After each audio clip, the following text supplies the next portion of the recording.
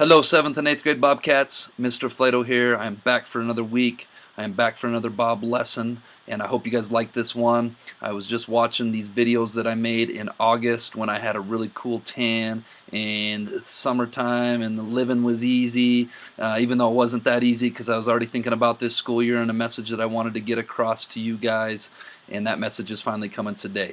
And that message is about building a foundation. That message is about why your 7th and 8th grade years are so very important to set you up for success, to be Bob in high school, and to be Bob for the rest of your life. Hope this school year is getting off to a great start. Hope you guys like this Bob lesson, and let's get rolling. I hope you guys enjoy this, and as always, I hope you guys make this a great week at the Helena Middle School.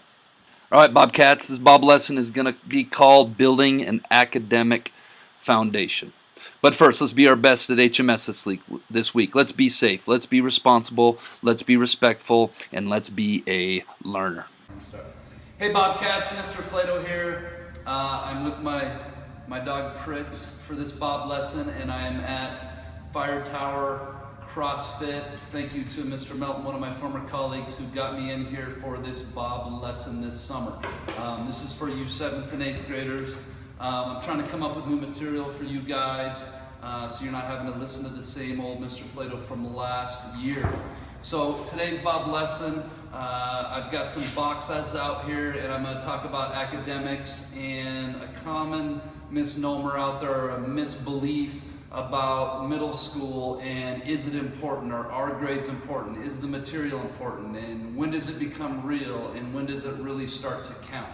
And I came up with this creative idea. I hope you guys really like trying to help you understand that these are so important, these years are so important to build a foundation so that you are ready for the next step, and how even though grades may or may not count when it comes to academics and knowledge in life, it's really about the knowledge and what you put in your brain and the know-how and what you know about, that when you go out there into the real world, that really becomes important.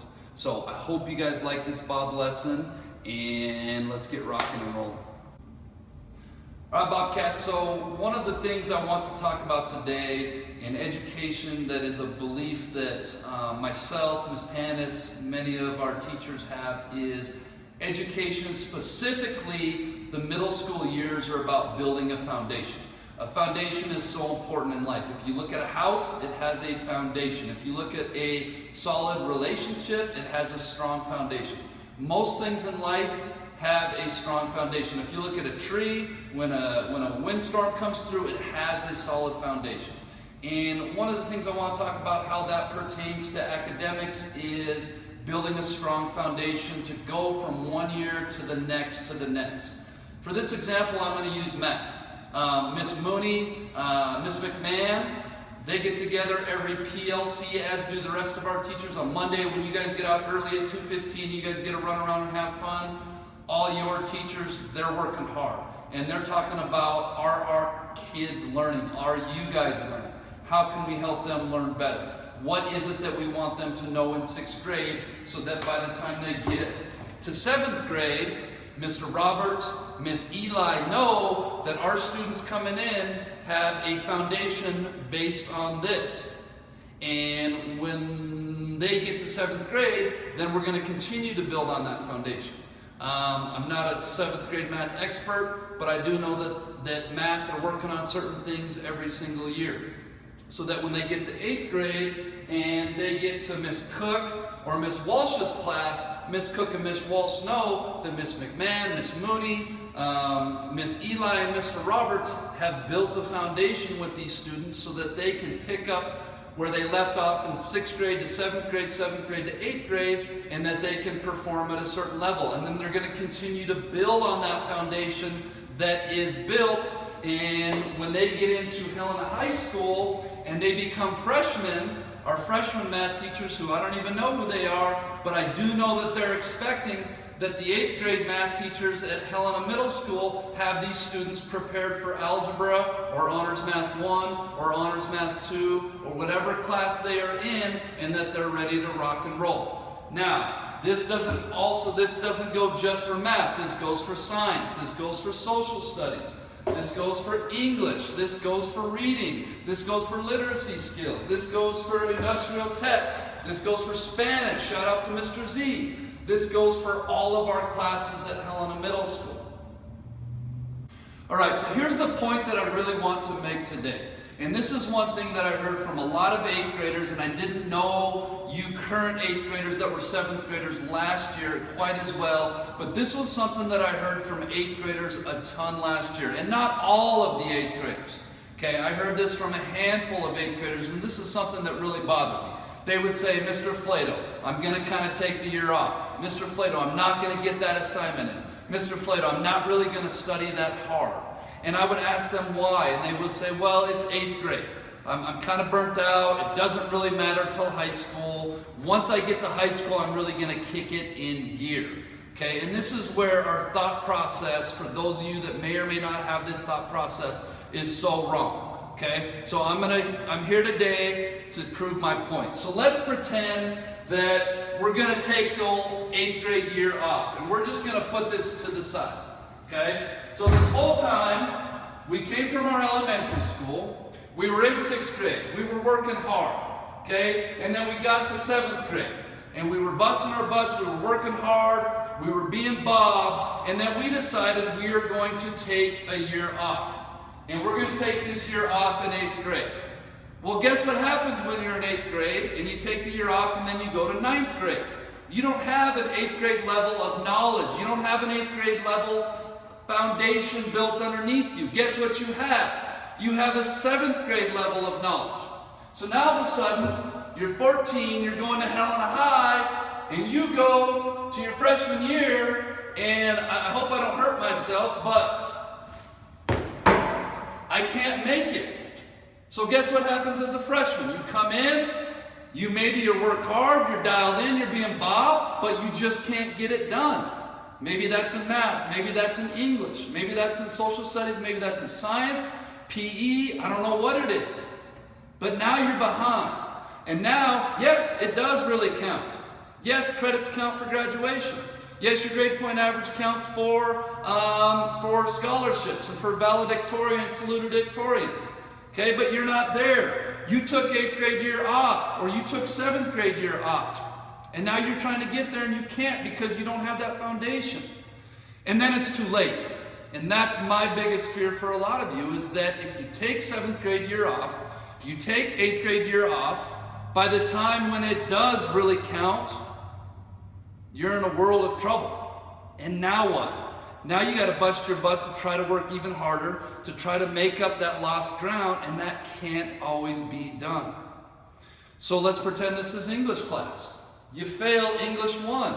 As a sophomore, guess what you're doing again? You're retaking English 1 and English 2. You're taking English 2 and English 1 with a bunch of students that were a year behind you. And that's not a good look, and I know that's not what you guys want. So I'm here at Fire Tower CrossFit today. Again, thank you for allowing me to do this here. It's so important, the point I want to get across. Yes, you're in 7th grade. Yes, you're in 8th grade. Yes, you're starting to get a little tired. Yes, there's that feeling out there that it doesn't really matter till high school. And I'm here to prove to you today and show you today and plead with you guys today that it does matter. Okay? So get to school every day. Bust your butt every period. Be attentive, be respectful, be responsible, get all your homework assignments in, even when it feels monotonous, even when it feels like I'm never going to use this. Maybe you won't ever use it. I'll give that to you. Maybe you won't ever use a Pythagorean theorem or solving multi-step equations. Okay, I don't solve multi-step equations every day. Newsflash. But I needed to know how to do that in order to get to where I needed to get, which was earn a college degree and earn a master's degree so I could be here.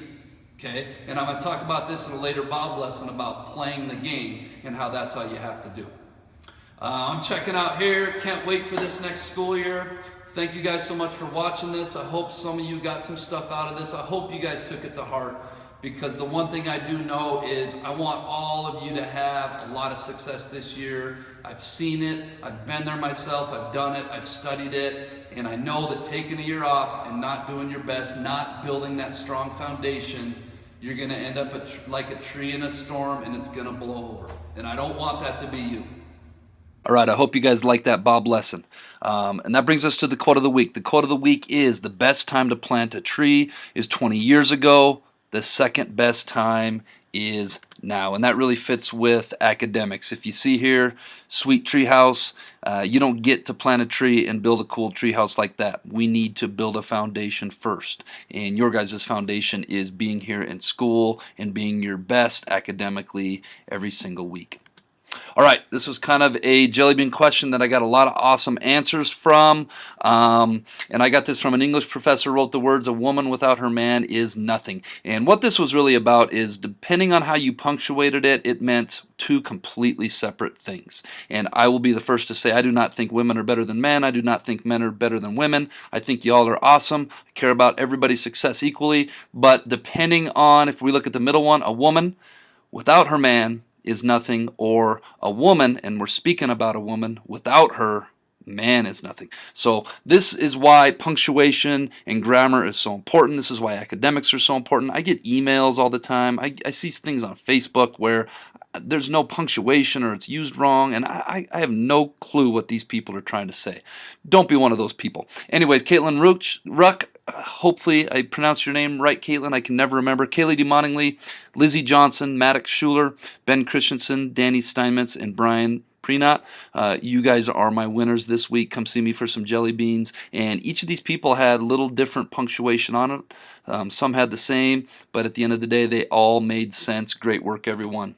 All right, this week's Jellybean question of the week is, a train leaves from Halifax, Nova Scotia, heading towards Vancouver, BC at 120 kilometers an hour.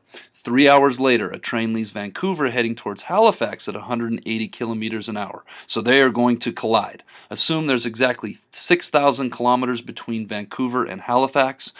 When they meet, which train is closer to Halifax? If you think you know, get your answer in by Friday.